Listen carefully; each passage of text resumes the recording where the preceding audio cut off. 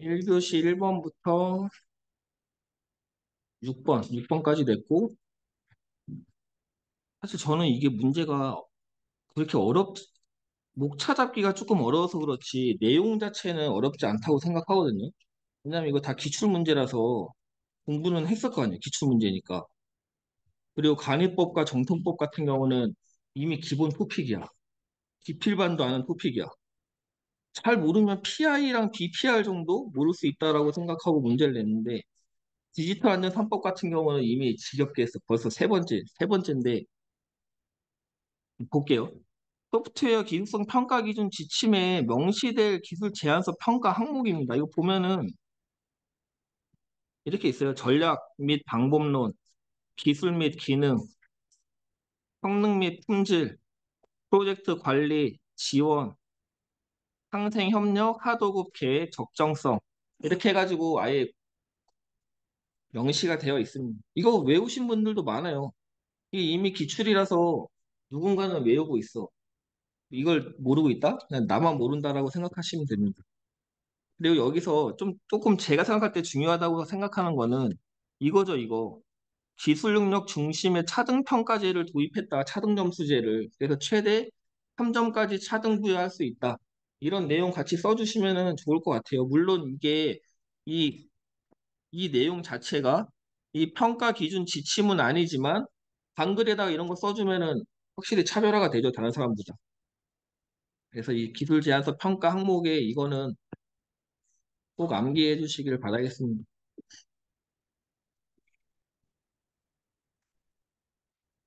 그 다음에 이거 정보 시스템 마스터 플랜. 여기서 뭐를 물어본 거예요 도대체? 이거 제가 문제 낸 거 아닙니다. 이거 기출 문제예요. 뭐, 너 뭐 이렇게 말을 알아들을 수 없게 이상하게 문제를 출제했냐 이러지 마시고 기출 문제입니다. 기출 문제. 그냥 기출 문제 어쩔 수 없어. 말이 이상해도 개떡같이 말해도 찰떡같이 알아듣고 써야 돼. 이거 뭐를 물어본 거예요, 이거? ISMP 절차를 물어봤어요, 이거? 착방 업종에 쓰면 돼, 안 돼? 왜 다 착방 업종에 쓰는 거야, 이거?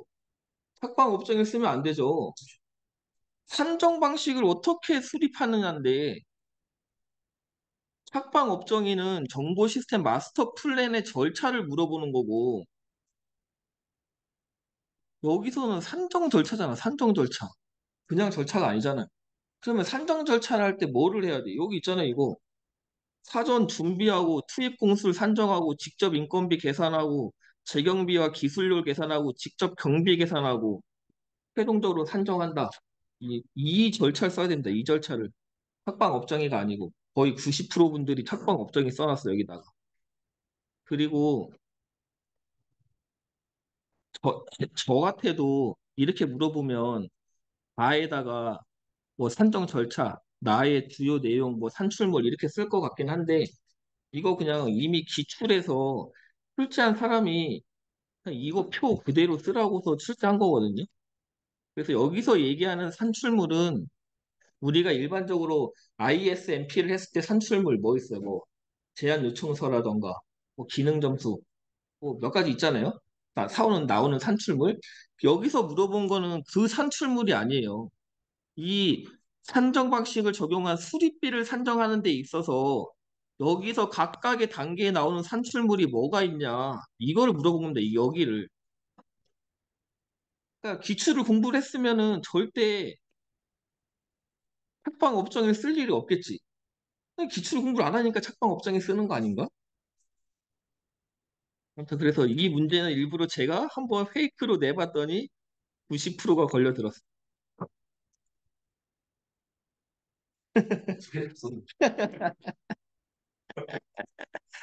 뭐 삼탈락은 뭐 이게 무난하겠죠. 뭐 ISP랑 ISMP와의 관계. 그다음 이제 전략적 기업 경영. 이거는 제가 일부러 이거 전부 다 넣어놨거든요. 그러니까 전략적 기업 경영에 대해서 간단하게 1급 시험으로 써도 해설지 만들어도 되지만 131의 기출이어가지고 기출에 나온 문제가 이렇게 나왔어요. 이렇게. 그래서 그냥 그거 그대로 해설지에 넣어놨으니까 공부하시라고. 자, SEM의 정의. 여기서 제일 중요한 단어. 어떤 경영자가, 경영진이 요거죠. 가치 창출, 가치의 중점을 두고 활동의 중점을 둬가지고 어떤 전략 경영을 위한 지원 시스템을 구축하는 거다. 뭐 운영하는 거다. 이 가치 창출이라는 단어가 제일 중요합니다. 가치 창출. 그래서 전략적 기업 경영의 구성도는 VBM과 ABC, ABM과 BSC 이거 세 개는 반드시 넣어주셔야 돼요. 뭐 이거 외에 다른 거 넣어주신 분들도 있는데 괜찮아. 넣어도 되는데 이 세 개는 무조건 들어가야 돼. 그래서 VBM은 가치 중심의 경영인 거고, ABM은 활동 중심이고, BSC는 기업의 성과를 관리한다. 이렇게 세 가지는 구성 요소로 반드시 넣어주셔야 됩니다. 그래서 뭐 이런 것들을 통해서 KPI를 결정하고 BSC를 만들어내고 그런 것들로 의사결정을 한다. 뭐 이런 절차가 있다고 하니까 같이 봐주시고, 요거는 꼭 SEM과 ERP를 비교할 필요까지는 없을 것 같고, 그냥 평소에 본인들이 학습돼 있던 걸로 3단락 써주시면 될 것 같습니다. 다음 이제 기능 점수의 간이법과 정통법. 그러니까 기능 점수의 간이법과 그러니까 기능 점수 하면은 절차 뭐예요? 기능 점수의 절차. 어? 뭐 기능 점수의 절차. 아니 뭐 잠깐만. 이거 유범위의 데이터 아니 유범위의 데이트? 네. 유범위의 데이트고 그건 언제예요? 그 뭐지? 예? 방금 뭐야? 아니야 조정인자 그 전체 두분 뭐지? 그 소프트웨어 대가 산정의 사계보호지수. 사계보호지수는 언제? 그거는 소프트웨어 대가 산정 가이드에 펑션 포인트 계산할 때 사계보호지수. 그냥 기능 점수의 간이법과 정통법 하면은 유범의 데이트. 다르게 해야 됩니다. 여기다가 사계보호지수 쓰면 안 됩니다. 소프트웨어 사업 대가 산정 가이드에 절차를 쓰시고 하면은 그거 쓰시면 돼요. 사계보호지수. 어쨌건 여기는 기능 점수의 간이법과 정통법입니다. 이거는 제가 그냥 이거 해설지를 제가 하다가 못했는데 여기서 간이법과 정통법의 가장 큰 차이고요. 가장 큰 차이. 평균 복잡도냐, 상세 복잡도냐, 유형별 복잡도냐 이게 가장 중요한 거고 두 번째 시점 얘는 언제 할 수 있어? 물론 초기도 맞는데 더 전체적으로 보면 SDLC 전체에서 할 수 있는 거고 얘는 상세 DB가 설계가 된 이후에 할 수 있는 거고 이 두 개는 비교에다가 반드시 넣어주셔야 됩니다. 그리고 뭐 이게 정확도가 높고 이게 뭐 낮고 이게 낮고 높고 빠르고 느리고 뭐 이런 거는 그 뒤에 우선순위가 낮아지는 거고 점점 제일 중요한 건 평균 복잡도냐 유형별 복잡도냐 그 다음에는 SDLC의 어떤 단계에서 할 수 있냐 이 두 가지가 가장 중요한 거죠. 유범위의 데이트 FP 절차는 유범위의 데이트로 한다. 그 다음 PI야 BPR 저도 이런 거 진짜 어려워가지고 그냥 암기만 해갖고 따로 설명드리긴 좀 뭐한데 PI의 키워드 PI 하면은 어떤 식으로 해? 이거는 점진적으로 오랜 기간 근데 단어를 보면 혁신인데 왜 오래 한다는 거지? 뭐 이런 오히려 이게 오래 해야 되는 거 아닌가라고 맨날 헷갈리는데 아무튼 BPR은 뭐예요? BPR은 제로 베이스에서 원타임 체인지 급진적으로 한다. 이런 비교를 무조건 써줘야죠. 그래서 PI 같은 경우는 한 2에서 3년 이렇게 하지만 BPR 같은 경우는 한 6개월 이내에서 추진을 한다. 이런 것들을 좀 가장 차이가 나는 거. 점진적, 급진적. 이거 뭐 신속한데요? 뭐 장기적 경쟁력 향상? 뭐 3에서 5년, 6에서 12개월 참여 방식이 BPR은 탑다운이지만 PI는 탑다운 또는 바텀업이다. 이런 것들 잘 비교해 주시면 좋습니다. 일단 근데 제가 볼 땐 점진적이냐 급진적이냐만 알아도 어느 정도 유추해서 쓸 수 있습니다. 디지털 안전 3법. 이거는 너무 많이 해가지고 방송통신발전법, 정보통신망법, 전기통신사업법 요 세 개를 가지고 디지털 안전 3법이라고 하죠. 그래서 이게 왜 디지털 안전 3법이 왜 나왔어? 카카오에서 불나고 막 맨날 어디서 불나가지고 서비스가 중단되니까 그럼 디지털 블랙 아웃 같은 것들을 방지하기 위해서 법률이 만들어졌죠. 그래서 이런 거 방송통신발전법에서는 부가통신 사업자를 포함했고 데이터 센터 사업자를 포함했다. 정보통신망법 시행령에는 뭐 그 면적 같은 것들을 어느 기준 이상이 되면은 하게끔 만들었다. 뭐 정보 규정을 삭제했다. 이런 내용은 꼭 암기해 주시면 좋겠습니다. 그러면은 디지털 안전 3법 말고 데이터 3법은 뭐예요? 그래서 개망신, 개인정보보호법, 망법, 신용정보보호법. 여기는 넘어가고 그다음에 2교시 1, 2, 3. 1, 2, 3. 이거 전부 다 기출. 1, 2, 3 이거 전부 다 이번 시험이 나온 거잖아요. 이번 시험에. 근데 이걸 낸 이유 어차피 집에서 절대 복귀 안 했을 거잖아요. 여기서 문제라도 풀면서 복귀해가지고 제가 채점을 해줄 테니까 과연 몇 점을 맞았을 것인가 한번 유추해 보기 위해. 아, 근데 저도 잘 모르겠는데 이 ISO IC 2만이라는 게 물론 ITSM이긴 한데 우리가 알고 있는 ITSM은 뭐예요? 뭐 이렇게 돼가지고 이거 그냥 뭐가 떠오르는 거 있잖아요. 이렇게 이게 ITSM인데 ISO 2만은 요게 아닙니다. 요거는 아닌 거고 뭐 모르면 이거라도 그래야겠지만 일단 요거는 아닌 거고 그래서 개념을 설명을 하래. 1달러 개념 쓰면 될 테고 서비스 설계 및 구축 이걸 2달러 쓰면 될 테고 권한을 위한 활동 3달러 이렇게 쓰면 되겠죠. 그래서 4달러는 재현 어떻게 해야 된다 이렇게 쓰면 되고 경영 환경을 분석하는 방법인 SWOT, SC, 테스트 세 가지에 대해서 특성과 1. 특성 2. 적용을 위한 조건 3. 분석 방법에 대해서 설명하래. 각각에 대해서. 그럼 목차를 어떻게 잡아야 돼? 일단 하나 잡아야겠죠. 그러면은 우린 선택. 인트로 쓸 것이냐, 재현 쓸 것이냐, 뭐 아무거나 써도 돼.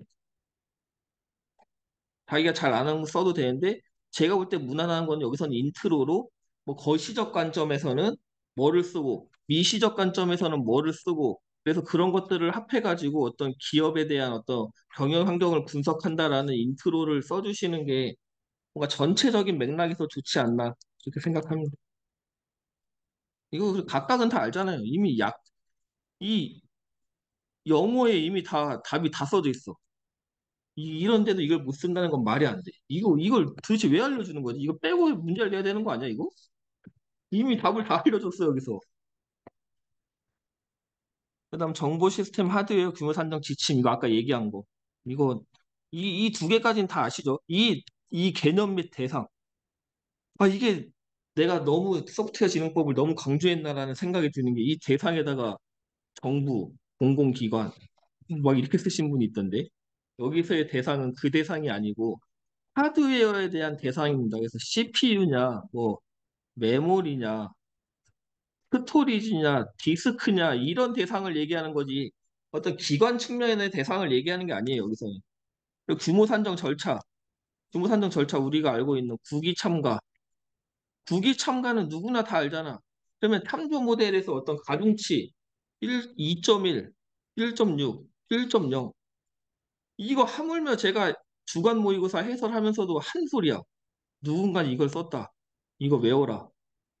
그래도 오늘 한명 썼나? 아무도 쓰는 사람이 없어.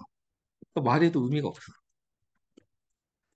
그다음 규모 산정 방식. 이거는 이제 수참시를 썼는데 점수를 줄지 안 줄지 모르겠습니다. 거의 진짜 99%가 수참시를 써가지고. 왜냐하면 이게 127회인가? 아무튼 뭐 몇 회 뒷줄이잖아요, 이게. 그 당시에 해설지가 수참시로 나와버려가지고 모든 사람이 다 참시를 썼을 것 같아. 이거 어쩔 수 없습니다.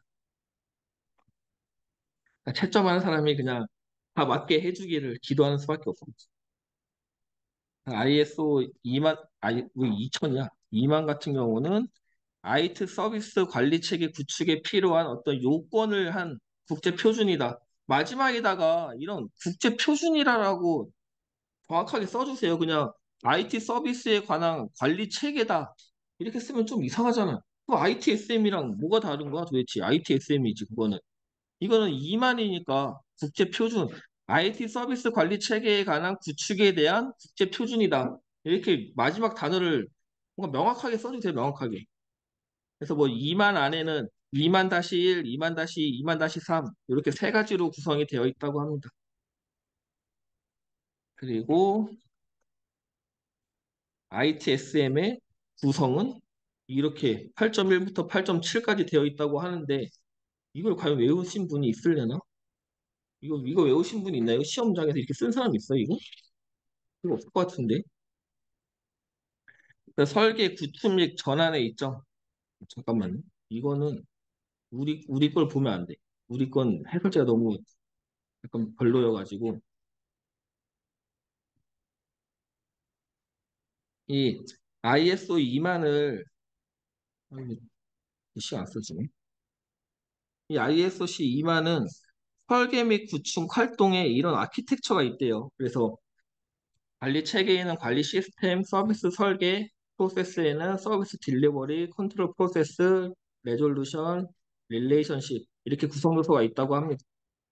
그리고 설계 및 구축 전환의 8대 원칙으로 이런 게 있고 각 단계별로 서비스 설계에서는 뭐 관리 체계, 문서 요구사항 뭐 이런 쭉쭉쭉쭉 있으니까 이건 한번 읽어봐 주세요. 근데 이거 근데 다시 시험에 나올 것 같지는 않아.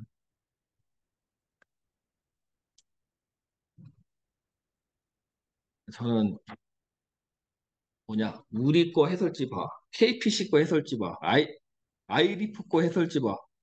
그중에 제일 좀 괜찮은 내용으로 알려드리는 거니까.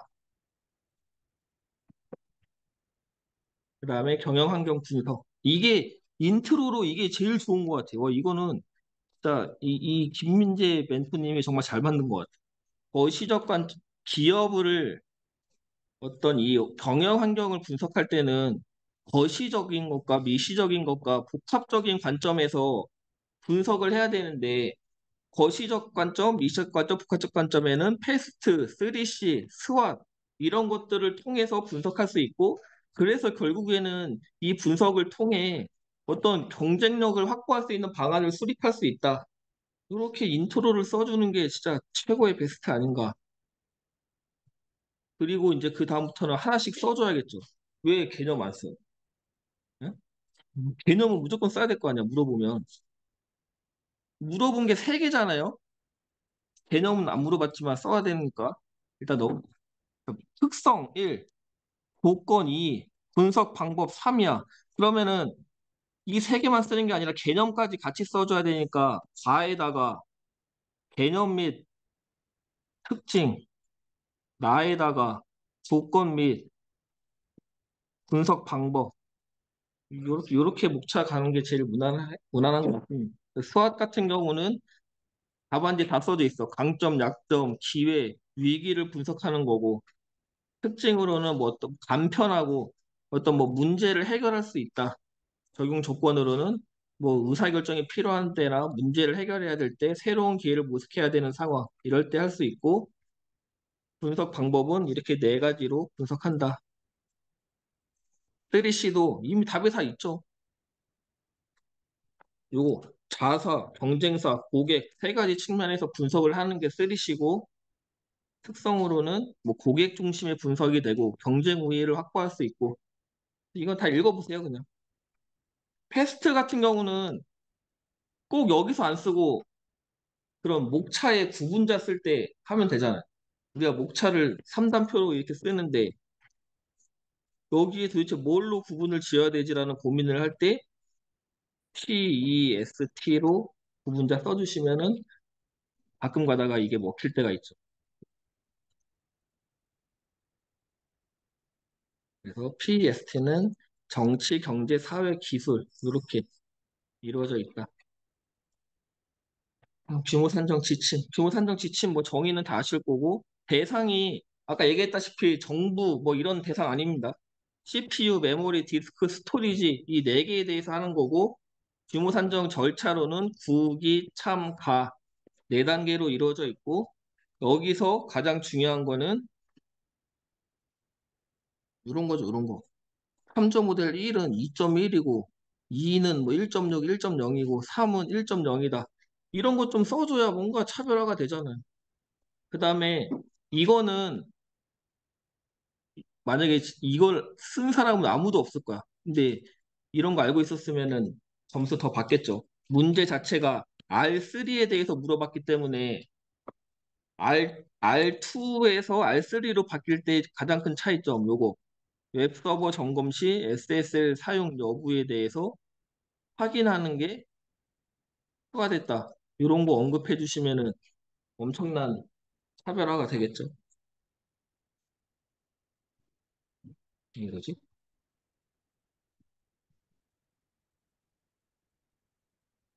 그래서 규모 상정을 하는 방식에는 요렇게 할 수가 있고 요 그림은 꼭 요렇게 같이 요 그림이 따로따로가 아닙니다. 요 묶여져 있는 거예요. CPU가 OLTP랑 웹와스에서는 동그라미, 메모리는 그냥 동그라미, 그 다 분리되어 있는 겁니다. 그러니까 다 매칭되어 있는 거예요. 매칭.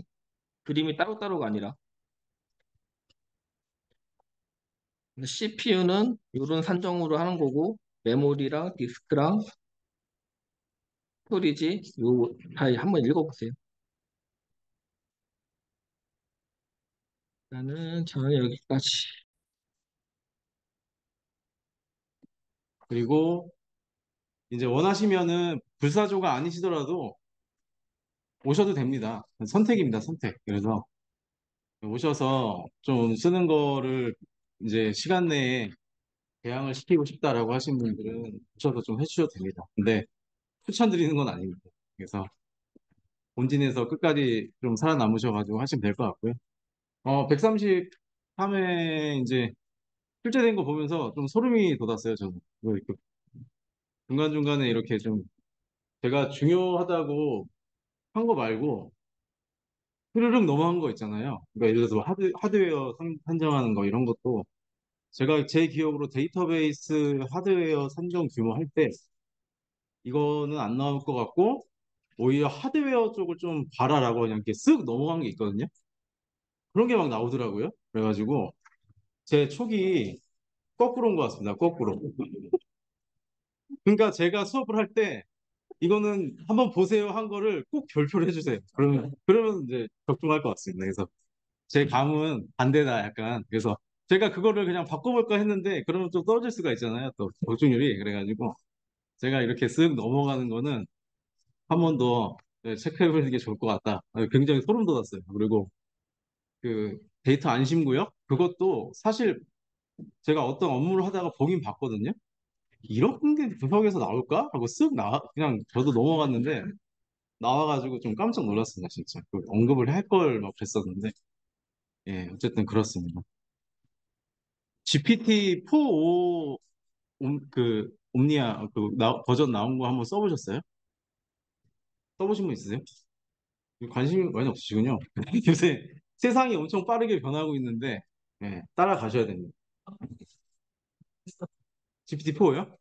여기 앱으로 설치하시면 돼요. 유료 근데. 예. 제가 왜 말씀드리냐면 최근에 이거 저 써보니까 공부할 때 굉장히 좋아요. 그러니까 이 토픽 토론이 사실 저는 조별로 이렇게 좀 이루어지고 하면 좋은데 사실 정상반에 제가 서 공부할 때도 토픽 토론이 잘 안 됐거든요. 어렵고. 근데 얘가 그 음성으로 해줍니다. 음성으로. 대화 형식으로 해주거든요.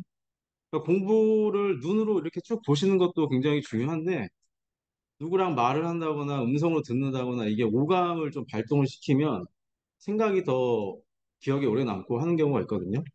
그래서 좀 일례를 좀 말씀드리면 저 잠깐 킬게요, 이거. 이게 월 27,000원인가 그런데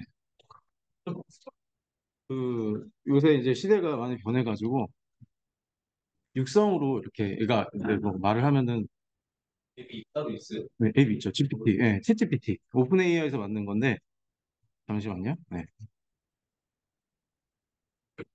이거 하면 이렇게 뜹니다.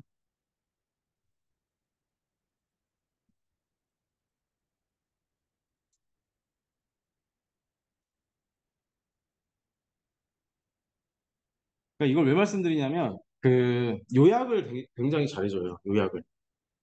그러니까 웹사이트에서 내가 ITSM이랑 ITIL에 대한 관계에 대해서 찾아야겠다라고 서칭을 딱 때리면, 생각보다 이게 내가 찾아보고 할 때 시간이 오래 걸리거든요.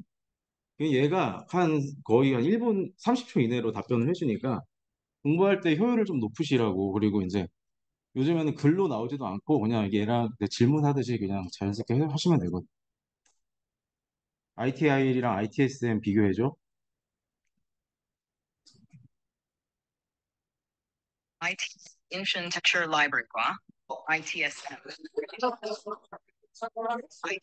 분야에서 자주 언급되는 두 가지 개념입니다. 생각보다 괜찮아요. 네. ITIL은 IT 서비스 관리에 대한 모범 사례 가이드. 맞잖아요. ITIL 프레임워크는 IT 서비스를 효과적으로 설계, 제공, 관리, 개선하기 위한. 그래서 이런 식으로 얘가 꼬리 질문도 해줍니다. 그러니까 얘가 여기서 하다가 그러면은 ITIL의 기본 구성 요소가 뭐가 있어? 뭐 얘기해주고 그 안에서 SVC에 대해서 알려줘. 계속 파고 들어갈 수가 있거든요. 근데 이거를 뭐 눈으로 본다. 그러니까 내가 토픽 토론을 하고 싶은데 뭐 조금 어렵다, 상황이 어렵다 그러시면은 활용해 보셔도 좋을 것 같습니다. 그러니까 계속 얘기를 해줘요. 네. 계속 얘기해주고 예를 들어서 이제 평소에 궁금했던 뭐 ITI SM에서 어떤 사례에 대해서 얘기해주면 사례도 찾아줍니다. 네. 그래가지고 공부하시고 자료 정리하시고 이제 그런 수준에 넘어가신 분들은 사실 이거를 하라고 약간 비추지만 지금 아직 뭐 암기장이나 여러 가지 이런 공부할 수 있는 기반이 아직 안 잡히신 분들은 한 번씩 사용하시고 정리하시는 것도 좋아요. 그러니까 대화로 남은 것들은 다 텍스트로 다시 거꾸로 보실 수가 있거든요. 그래서 한번 참고해 보시라고. 이게 지금 이제 스프린트 첫 번째 주니까 들리는 말씀인데 나중에 뒤로 가면 이런 말씀도 못 드리죠. 막 정리해야 되고 하니까. 그러니까 지금은 아직 시험까지 얼마 남지 않긴 했지만 그래도 한번 참고해 보시는 것도 좋을 것 같습니다. 네. 풀이 시작해 보도록 하겠습니다. MEC, 미시랑 리스랑 스텝 설명해서 했는데 사실 이 두 가지는 관계가 좀 있고 이 하나는 좀 관련이 없는 거를 일부러 출제를 해봤습니다. 그래서 MEC는 어떤 문제를 분석할 때 접근하는 사고방식이다라고 보시면 됩니다. 그래서 그 분석을 하고 상호 배제, 그러니까 중복 없이 A랑 B랑 분리를 해놓고 A도 이렇게 네 가지로 각각 분리를 하고 서로 겹치는 부분이 없이 누락 없이 그렇게 문제를 분석을 해놓고 해결을 한다. 절차까지 기입을 해주면 좋을 것 같고요. 리스는 그 안에서도 전체를 다 커버할 수 없으니까 이 각각 분리된 상태 안에서도 문제 안에서도 핵심 요소만 도출을 해가지고 네, 분석을 한다라고 보시면 됩니다. 이 그림을 좀 구분을 해주시면 좋을 것 같아요. 네. 그래서 어떤 분들은 이 전체 네모 박스에서 저희가 많이 보는 그런 있잖아요. 이렇게 문제 분리한다. 이런 것도 있고 리스는 이렇게 분리를 해놓고 여기 안에서 어떤 핵심 요소만 가지고서 문제를 해결한다 라고 보시면 되고요. 이 스팁은 제가 왜 가져왔냐면 이게 어떤 관점이나 어떤 배경이나 이런 걸 나중에 사달라고 쓸 때 이 스팁 관점을 쓰면 좋습니다. 그러니까 사회 뭐 ESG 요새 이제 얘기가 많이 나오는데 뭐 ESG의 좋은 면을 분석을 해봐라. 질서적인 관점을 얘기해봐라. 내지는 요새 인공지능이 많이 뜨고 있는데 뭐 어떻게 영향이 있을지 전체적으로 이제 어떤 관점을 도출해봐라. 그러면은 사회문화 관점, 기술 관점, 경제성 관점, 뭐 환경 관점, 법규 관점 이렇게 여러 가지 관점을 가지고서 아예 이걸로 그냥 분리를 시켜놓고 정말 관점이 떠오르지 않는다라고 하시면 이 스팁 그냥 쓰셔도 되거든요. 웬만해서는. 그래서 그런 것들도 한번 참고해 보시라고 기출을 한번 해봤습니다. 이 스코프 크립하고 골드 플레이팅은 이 범위 관리하고 요구 상황이 불명확한 상황에서 발생하는 두 가지 문제인데 생각보다 이 그림에서 뭔가 이 비교 문제는 그림의 차이가 확연히 느껴지게 뭔가 그려주셔야 되는데 그런 분들이 많이 없었다. 그리고 개념도 조금 헷갈리신 분이 있었던 것 같아요. 스코프 크립은 아예 프로젝트 초기에 이 요구사항에 대한 관리가 안 되거나 범위가 좀 틀렸던 거예요. 그래서 프로젝트가 진행되면서 추가적인 요구사항이 막 발생하니까 추가가 되면서 당연히 일정하고 비용하고 범위가 문제가 된다라는 거고요. 골드 플레이팅은 과도하게 고객사에서 원하지도 않는 요구사항을 뭐 개발자라던가 PM이 뭐 더 좋게 만들려고 한다는 거죠. 골드 플레이팅이 도금이거든요. 금도금. 그러니까 뭐 그냥 은이나 뭐 철로 이렇게 그냥 그 도금하면 되는데 그 괜히 골드로 막 하는 거예요. 그래서 또 뭔가 오버해서 한다. 네, 라는 거고 이 비교는 어쨌든 간에 이거는 초기에 뭔가 요구사항에 대한 어떤 확정이라던가 범위에 대한 관리가 제대로 안 돼서 원인이고 그리고 요거는 요구사항보다는 뭔가 개발이 진행되면서 추가적인 어떤 낭비가 발생한다. 계획 이상의 것들을 하려고 시도할 때 이런 문제는 문제점이잖아요. 지금 이제 프로젝트 관리나 이제 진행을 하면서 개발 단계나 그런 문제점이기 때문에 반드시 이 대응 방안을 써주시거나 3단락으로 빼주셔야 됩니다. 그냥 이렇게 벙벙하게 이런 문제점이다라고 이제 하시면 안 되시고 네, 문제가 있는 어떤 이런 거는 문제잖아요. 문제는 꼭 대응 방안을 같이 녹여주시거나 3단락으로 빼주셔야 된다. 그리고 이 두 가지를 다 할 수 있는 게 뭐 요즘 뭐 생각해 보면은 CCB라고 해서 체인지 컨트롤 보드 있잖아요. 그래서 이런 요구사항에 대한 변경을 제대로 올려서 그다음에 검토하고 그다음에 이런 일정이나 비용에 문제가 없는지 그런 기구가 있잖아요. CCB라고. 그런 거를 3단락으로 가져가셔도 좋을 것 같습니다. 예, CCM과 CPM 요 비교도 마찬가지인데요. 이 비교 문제는 이 두 가지가 이제 그림이 좀 차이가 나게끔. 근데 이 가끔 요 문제를 CCM, CPM 이렇게 나왔는데 이렇게 거꾸로 써주신 분들이 계세요. 요거는 좀 안 해주셨으면 좋을 것 같아요. 이게 채점자가 당연히 그냥 CCM, CPM 이 순서대로 채점하는데 거꾸로 오해할 수 있습니다. 그러니까 최대한 읽어보려고 노력은 하는데 순서는 안 바꾸셨으면 좋겠다. 그래서 그냥 그대로 CCM하고 CPM이다. 그러면 CCM을 왼쪽에 적어주시고 CPM을 오른쪽에 적어주시면 좋을 것 같습니다. CCM의 중요한 키워드는 버퍼죠, 버퍼. 버퍼 기반으로 진행 크리티컬 체인 이외에 다른 어떤 그런 진행되는 일정이 있어서 버퍼를 통합으로 관리해서 이 일정에 지연이 되는지 안 되는지를 판단한다. CPM은 중요한 거는 예, 그 여유 기간이 0이죠, 0. 여유 기간이라는 말을 쓰시려고 하면은 여유 기간을 산정한다. 라는 거를 괜한 오해를 안 샀으면 좋겠어요. 그러니까 여유 기간이 0인 거지. 여유 기간을 산정한다는 당연히 산정을 해야 되지만 여유 기간이 0인 패스예요. 0. 0. 그러니까 한마디로 굉장히 타이트하게 간다는 거죠. 그죠? 예. 그러다 보니까 이 배경이 여유 기간이 0이다 보니까 어떤 다른 자원 간의 연관관계가 불분명하거나 할 때 당연히 지연이 발생하죠. 그래서 이제 CCM이 등장을 한 거다. 그러니까 이렇게 스토리를 구성해 주시면 좋을 것 같아요. CPM은 여유기간 0이니까 당연히 타이트하고 문제가 발생해도 어떻게 할 소지가 없다. 근데 CCM은 추가적인 버퍼를 둠으로써 예, 지연이 발생하더라도 어떤 계획을 반영할 수 있는 여지가 있다. 이렇게 좀 스토리를 가지고서 이 토픽에 대한 내용을 이해해 주셨으면 좋을 것 같습니다. 네, 품질 관리. 예, 그 품질 관리 도구에 대해서 설명을 했지만 지금 여기 앞에 이제 1단락을 품질 관리 도구에 대한 개념을 적어주신 분들이 대부분이에요. 예. 당연히 품질 관리 도구라는 게 더 이상 어떻게 분해를 하려고 해도 그냥 품질 통제에서 사용되는 도구 그냥 이렇게밖에 말할 수가 없거든요. 그러면은 그거를 개념으로 써줘야 되는 것이 맞느냐? 품질 통제가 중요한 거잖아요. 품질 통제에 사용하는 도구고. 그래가지고 저라면 이렇게 뭐 답안을 하긴 했겠지만 저라면 품질 통제의 개념을 먼저 적어주고 그 다음에 뭐 여기를 가나로 분리를 해서 이게 정량적인 측정이 필요하기 때문에 도구가 사용된다라고 자연스럽게 이렇게 넘어갈 것 같아요. 저라면.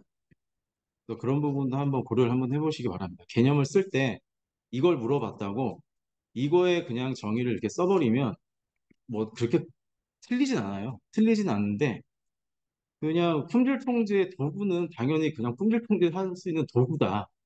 더 이상 뭐 내용을 분해하려고 해도 분해할 수가 없잖아요. 그냥 그런 벙벙한 얘기를 하기보다는 품질 통제에 대한 얘기를 해주면서 넘어가는 게 좀 나을 것 같다. 네, 요거는 기본 토픽이기 때문에 예, 당연히 7가지 도구를 써주시면 될 것 같고 중요한 거는 토픽만 쭉 그 키워드만 적으신 분들 계신데 아무래도 내가 남들보다 더 많이 안다라고 하시면 이런 예, 히스토그램이나 이런 산점도나 이런 것들은 그림을 좀 넣어주시는 게 더 채점의 요소에서 가점이 되는 포인트인 것 같습니다. 그래서 예, 그림을 가운데에 넣어주시면서 자연스럽게 설명을 해주시면 더 좋은 답안이다.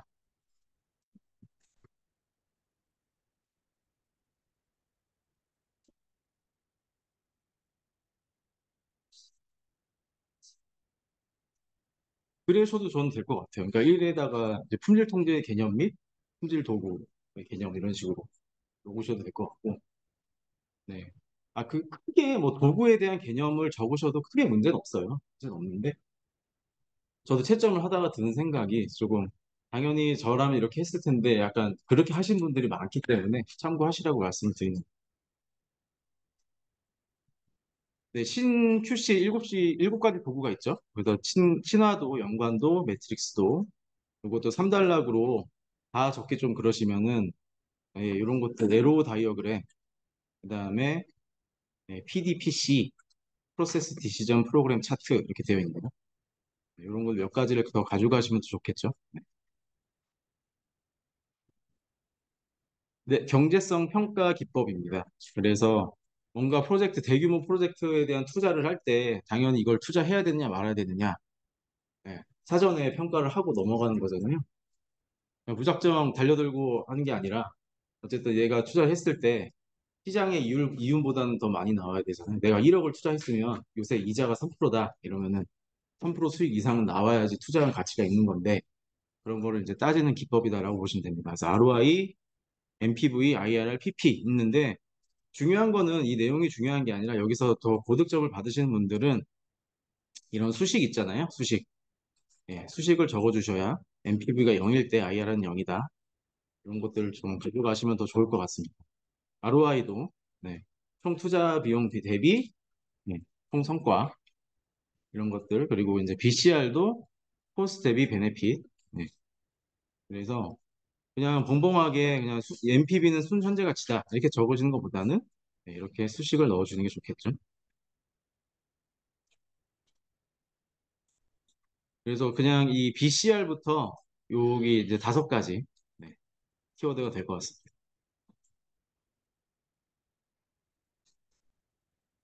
네, 칸반인데요, 칸반. 그 제조하는 곳에서 많이 쓰거든요. 제조하는 공정 프로세스를 예, 가져가야 될 때 이게 특히나 에자일 같은 경우에는 가시화가 잘 안 되다 보니까 가시성을 높이기 위해서 시각화 그래서 키워드가 시각화하고 WIP 제한이라고 보시면 될 것 같습니다. 그래서 이런 보드를 만들어 놓고 단계가 있어요.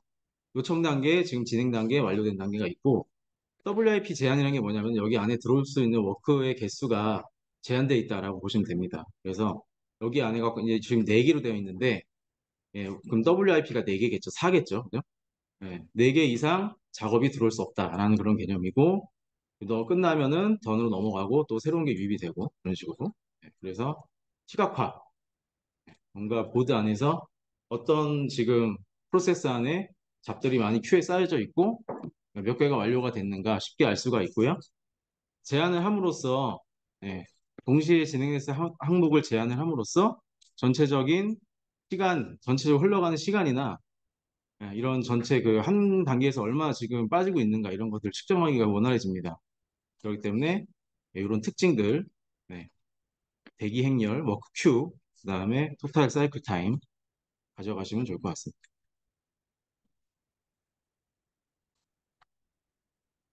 한반하고 이제 스크럼하고 합친 스크럼반 오늘 3단락으로 많이 적어주셨더라고요. 일단 이제 모범 답안 보시면 아시겠지만 요즘엔 스크럼하고 kanban하고 합쳐져가지고 스크럼은 스크럼으로 돌아가면서 그거를 kanban에다 기입하면서 이렇게 합쳐지는 방식이 있어요. 그것도 3단락으로 가져가시면 좋을 것 같아요. EVM하고 번다운 차트는 생각보다 마음에 드는 답안이 없었는데 중요한 거는 이 그림입니다. 그림. 예. 일단 차트잖아요. 차트. 그냥 차트라고 하면 X축하고 Y축이 나올 거고 그리고 X축에 Y축에 그 값이 뭔지 빠지신 분들이 굉장히 많았어요. 네. 기본적으로 표를 그리셨다. X, Y를 그리셨다. 그러면은 X가 Y가 뭔지는 적어도 알고 표를 그리셔야 되잖아요. 그래서 그거 빠지신 분들이 좀 있었고, EVM은 이 지금 EV, PV, CV, 그다음에 여기 일정 차이 SV, 이 EAC, BAC, ETC 요거를 다 적어줘야 됩니다. 중간에 하나라도 좀 빠져 보이면 헐렁해 보여요. 항목이 보시면은 여기 세 개, 그다음에 네 개, 세 개잖아요. 네, 요걸 다 적어줘. 그림에 다 녹여 주셔야 돼요. 이게 뭐라도 하나 빠지면 좀 헐렁해 보이고. 곡선은 세 개예요, 세 개. 두 개 그리신 분들도 있고 한데 지금 원래 일정하고 그다음에 획득된 일정하고 포스트와 관련된 일정을 이 세 가지를 다 그려주셔야 돼요. 그리고 추가로 이런 수식, 네, 수식을 꼭 기억해 주세요. 그리고 중요한 거는 이 SPI하고 CPI 개념을 좀 헷갈리시는 분들이 있으신 것 같아요. 이게 1이 초과가 된다라고 하면은 달성률 대비 1이 초과가 됐다. 이게 뭐 1.1이다. 그러면 111%를 내가 하고 있다는 거거든요. 그러면 더 잘하고 있다는 거예요. 그래서 일정 대비 1.1이다. 이러면은 일정보다 더 잘하고 있다. 그러니까 일정이 지금 내가 더 일정보다 빨리 하고 있다는 거지. 거꾸로 생각하시면 안 돼요. 부족한 게 오히려 작은 게 못하고 있는 0.87이다. 이 값이. 그러면은 87% 하고 있다는 거예요. 100% 대비. 그럼 87% 하고 있으니까 당연히 못하는 거고. 똑같습니다. SPI, CPI 두 개 다 똑같습니다. 그래서 못하고 있는 거, 적은 게 못하고 있는 거다. 1 넘어가는 게 잘하고 있는 거다. 이렇게 그냥 똑같다고 생각하시면 돼요. 이거를 뭐 약간 반대되는 개념이니까 거꾸로 생각하시는데 이 퍼포먼스 인덱스는 이 100% 기준, 1을 기점으로 해가지고 넘어가면 잘하고 있다. 아, 1보다 떨어지면 못하고 있다. 이렇게 생각하시면 돼요. 원다운 차트도 X축, Y축을 좀 확인해 주세요. 스토리입니다, 스토리. 그러니까 스토리라는 거는 이 스크럼이나 에자일에서 어떤 작업의 그런 단위잖아요. 요구사항의 단위를 스토리라고 하잖아요. 스토리를 점수화해가서 몇 가지가 지금 빠져나가고 있느냐. 내가 애초에 이 당시에 계획했던 게 10개인데 그 다음 스프린트에 보니까 8개가 됐어요. 그럼 계속 이게 떨어져 나가잖아요. 그래서 EVM은 우상향, 그리고 번다운 차트는 우하향하는 곡선을 그려주시면 되겠습니다.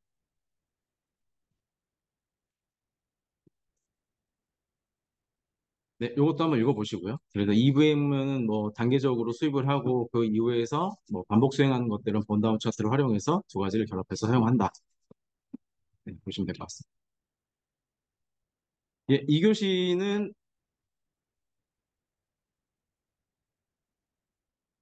오늘 2교시 4, 5, 6번을 그래도 많이 선택을 해주셨더라고요. 앞에 또 선택해 주신 분이 많긴 하지만 4, 5, 6이 더 부담이 없으셨던 것 같긴 해요. 워낙 예, 사골 토픽이어서. 네. 네, 아웃소싱인데 외부에다 그냥 맡기는 거죠. 예. 그래서 요즘에 뭐 저희 회사만 하더라도 SK CNC랑 다 아웃소싱을 하고 있습니다. 토탈 아웃소싱을 하고 있거든요. 그래서 저희는 거의 관리만 하고 있고 실질적으로 서비스를 운영한다거나 개발하는 것은 다 SK CNC에서 하고 있습니다. 그렇게 예, 저희가 이제 고객사가 되는 거고요. 저기 수행사가 되는 것이죠. 그래서 저희처럼 일괄적으로 그냥 다 맡기는 거를 토탈. 그리고 어떤 회사 같은 데는 일부는 은행권이 좀 그런데 은행권 같은 경우는 뭐 KB 같은 데는 그, 그 국민은행의 이제 개발팀이나 운영팀이 따로 있고 KB 데이터 시스템이라는 또 회사가 또 따로 있어요. 근데 일부 어떤 정말 그런 코어 뱅킹 정말 중요한 뭐 수시나 여신 이쪽은 국민은행이 그 사람들이 하고 그 이외에 뭐 다른 뭐 잔잔바리들은 KB 데이터가 하고 있습니다. 그건 뭐 셀렉티브 이렇게 보시면 될 것 같고요. 그리고 이제 이런 것들도 좀 키워드로 가져가시라고 좀 적어봤어요. 그래서 온쇼, 오프쇼, 이제 뭐 니어쇼 있는데 온쇼는 국내에서 아웃소싱을 찾는 거고요. 요즘에 워낙 외부에서도 아웃소싱을 많이 하다 보니까 저희 같은 경우에도 이제 베트남에다가 법인을 이제 SKCNC가 그렇더라고요. 베트남에다가 법인을 차려가지고 베트남 사람들이 아웃소싱을 실제로 하고 있습니다. 그런 거를 뭐 니오쇼라고 한다. 그러니까 뭐 5시간 이내에 이 베트남 5시간이면 비행기 타고 가잖아요. 그런 가까운 데에다가 소싱을 이제 땡겨와서 하는 거를 니어쇼라고 하고요. 더 멀리 있는 사람들은 이제 오프쇼라고 하고 뭐 지금 국내에 있는 IT 업체에다 맡기는 건 온쇼라고 하겠죠. 그래가지고 뭐 베트남 사람들이 생각보다 부지런하대요. 저는 한번 써보진 않았는데 예, 요즘에 베트남 인력들이 또 이제 인건비도 싸고 하니까 이런 니오쇼 같은 게 많이 올라오고 있다라고 합니다. 네.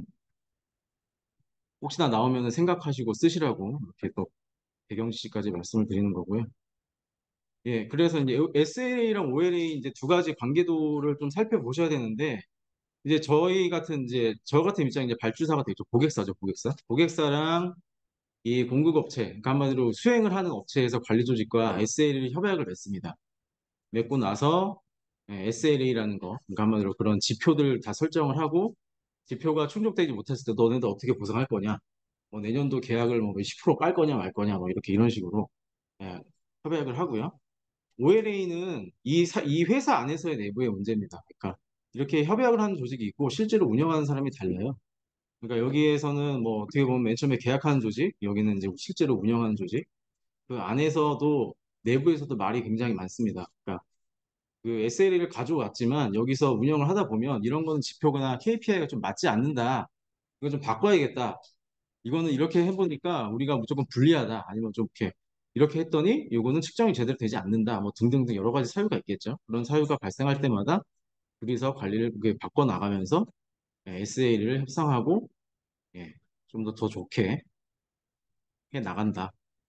SLA의 기본 구성 요소는 요거 그냥 기속화 매우 매고 보고서까지 보상 체계까지 이거 그냥 바로 키워드죠. 요거 남겨주셔야 되고 OLA는 목표 KPI 그다음에 워크플로우 꼭 가져가시기 바랍니다. 그래서 이 그냥 벙벙하게 그냥 OLA가 이런 것이다라고 하기보다는 이런 핵심 요소들을 좀 가져가시는 게 좋아요. 목표, 책임, KPI, 워크플로우.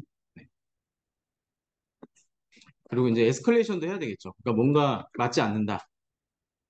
이 지금 운영하는 조직에서 너희들이 지금 SLA를 협의해서 왔는데 이건 맞지 않는 것 같아. 그러면은 바꿔야 되겠죠. 에스컬레이션 해서 바꾼다.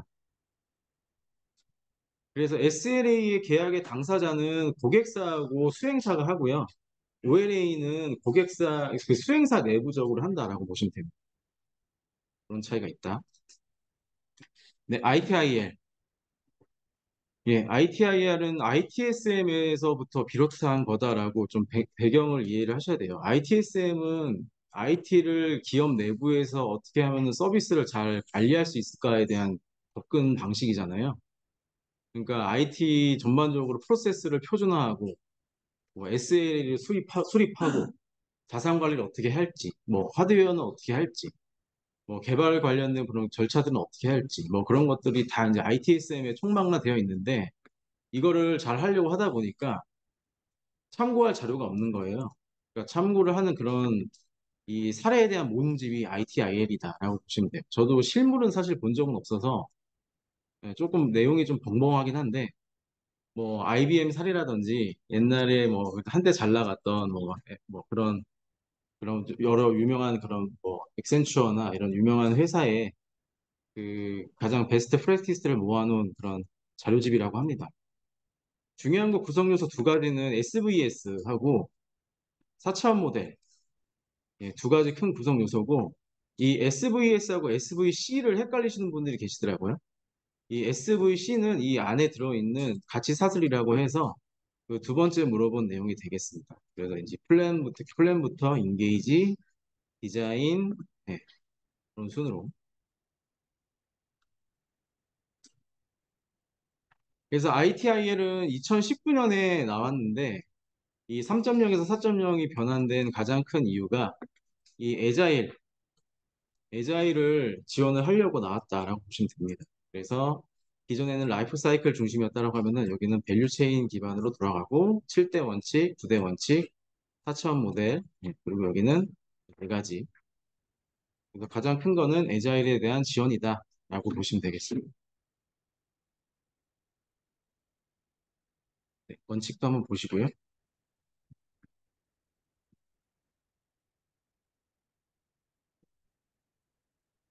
네, WS도 거의 사골 토픽인데 그 이렇게 네 개 물어본 게 생각보다 조금 목차를 구성하는 분들이 좀 어려워하시는 분들이 계시는데 저라면 그냥 이거 단순하게 그냥 1, 2, 3 이렇게 갈 것 같아요.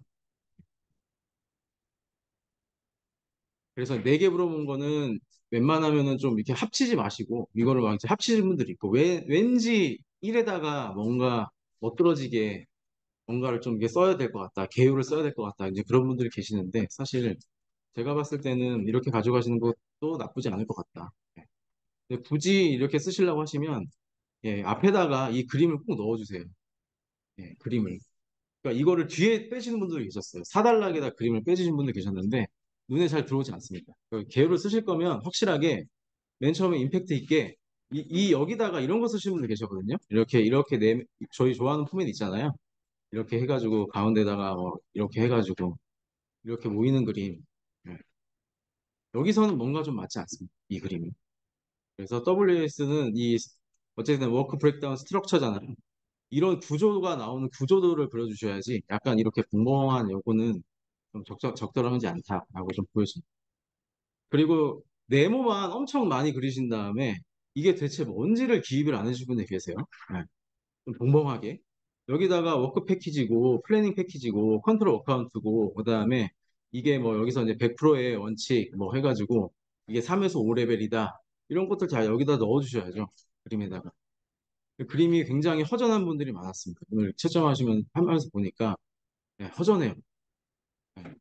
그래서 이런 부분 하나하나 다 기입하라는 건 아닌데 적어도 기본적으로 워크 패키지, 컨트롤 어카운트, 플래닝 패키지, 그 다음에 여기에다가 전하면 3에서 5레벨 합치면 100%의 그 룰, 이런 것들 이제 다 여기다가 다 넣어주시면 좋을 것 같아요.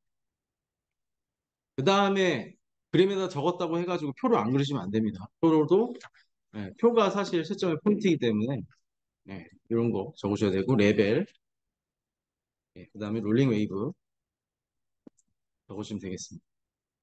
장점은 그 WS는 일정 관리예요, 범위 관리예요? 네, 범위 관리죠, 범위 관리. 그런데 어쨌든 간에 이렇게 작업을 분리해 놓으니까 예, 일정 관리도 할 수 있다라는 거지. 일정 관리가 아닙니다. 그게. 예, 범위 관리입니다. 범위 관리. 그래서 저라면 여기 범위 관리 핵심 도구라고 리듬을 딱 적어줬죠. 여기다가 적어주시면 좋을 것 같아요. 범위 관리 리듬. 예, 그 뭐 장점은 당연히 가짓성이 좋아지고 그다음에 이거 가지고서 워크 패키지 단위로 최소한의 단위로 뭐 쪼개 놓은 거니까 당연히 이게 이 일들이 중복이 되어 있는지 혹시 누적된 건 없는지 다 알 수가 있잖아요. 이런 것들. 그리고 이제 그 뭐 개발하는 조직과 또 수행 그 뭐죠? 저희가 이제 PM 조직과 뭐 PMO 조직과 의사소통을 할 때도 사용이 되고요. 커뮤니케이션이 좋아진다. 그리고 책임이 명확해진다. 네. 이것들 잘 적어주시면 될 것 같고 고려사항 적으실 때 너무 이제 뭐 여기다가 또 다시 한 번 더 이 내용을 적으신 분들이 계세요. 그래서 뭐 10%의 원칙이다 해가지고 해당 작업은 10% 이내로 워크 패키지가 쪼개져야 된다. 뭐 이런 것들 원칙을 많이 적어주신 것 같은데 조금 WS는 이 중심에서 있었을 때 범위 관리긴 하지만 범위를 기준으로 일정 리스크 그다음에 원가 이런 것들이 다 지금 조율이 가능하잖아요. 그런 것들을 다 고려해야 된다라고 조금 확장시켜서 적으시면 좋을 것 같아요. 그래서 보시면은 의사소통도 잘 할 수 있고 그다음에 문서화도 되고 뭐 여러 가지 이제 그런 것들 있잖아요. 일정도 관리할 수 있고, 비용도 관리하고, 자동화된 툴을 사용한다. 이런 것들. 그리고 사례. 그리고 일정 지형에 따른 압축 방법은 두 가지가 있죠. 대표적으로 크래싱하고 패스트 트래킹. 그래서 크자 폐병해서 크래싱은 자원 투입, 패스트 트래킹은 병행이죠, 병행. 그런 키워드들이 좀 나오게. 그리고 쓰셨으면 그냥 이렇게 넘어가시는 분들이 계신데 이렇게 좀 자원 투입, 병행, 추진 이런 것들에다가 좀 표시를 해주셨으면 좋을 것 같아요. 더군다나 이 맨 마지막으로 뒤로 갈수록 채점자들이 쓱 읽고 끝날 가능성이 크거든요. 예. 당연히 그렇잖아요. 채점 쭉 하다가 대충 느낌이 막 오잖아요. 처음에는 잘 쓴 것 같은데 뒤로 갈수록 이게 좀 안 좋다. 근데 그럼에도 불구하고 0.1점, 0.2점을 더 받으시려고 하시면 뒤에 갈수록 좀 더 표기를 많이 해주시면 좋을 것 같습니다. 사람이 심리적으로 앞에서 약간 좀 색안경을 끼고 채점을 할 수도 있는데 뒤로 갈수록 좋아질 수도 있거든요. 그런 것도 노리셔야죠. 그래서 이런 부분까지 생각을 해주시면 좋겠다. 네, 네, 이상으로 마치겠습니다. 네.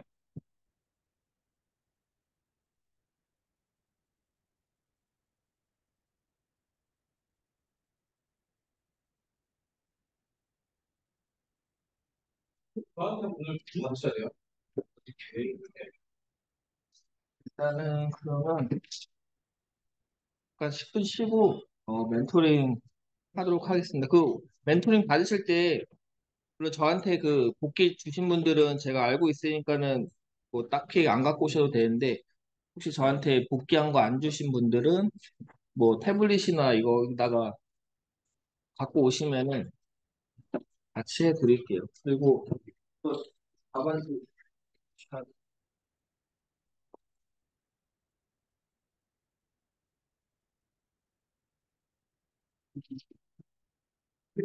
답안지에 넣어 가시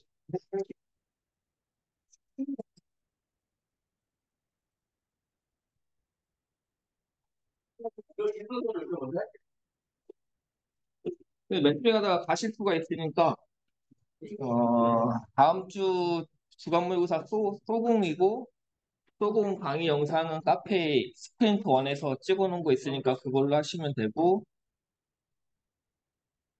그리고 그 원래 저희 일정에서 원래 모의고사가 원래 6월 24일인가?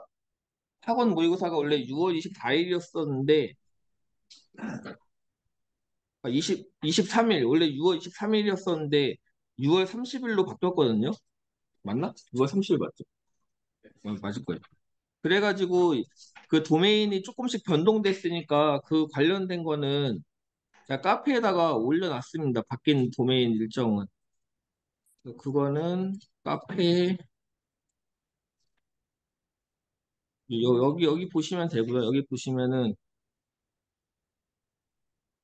6월 30일 모의고사고 원래는 AI랑 보안이 모의고사 뒤로 있었는데 모의고사 때 또 AI랑 보안이 많이 나올 것 같아갖고 조금 앞으로 당기고 DB랑 CAOS를 그냥 뒤로 밀었습니다. 이거 도메인 일정 참고하시고 준비하시면 될 것 같습니다. 그 집에 가지 마시고 8시까지 앉아가지고 카페에 영상 있으니까 막 이어폰 다 끼고 아니면 여기다 틀어둘까? 그러니까 다음 주부터는 각자 이어폰 꼭 갖고 오세요. 이어폰.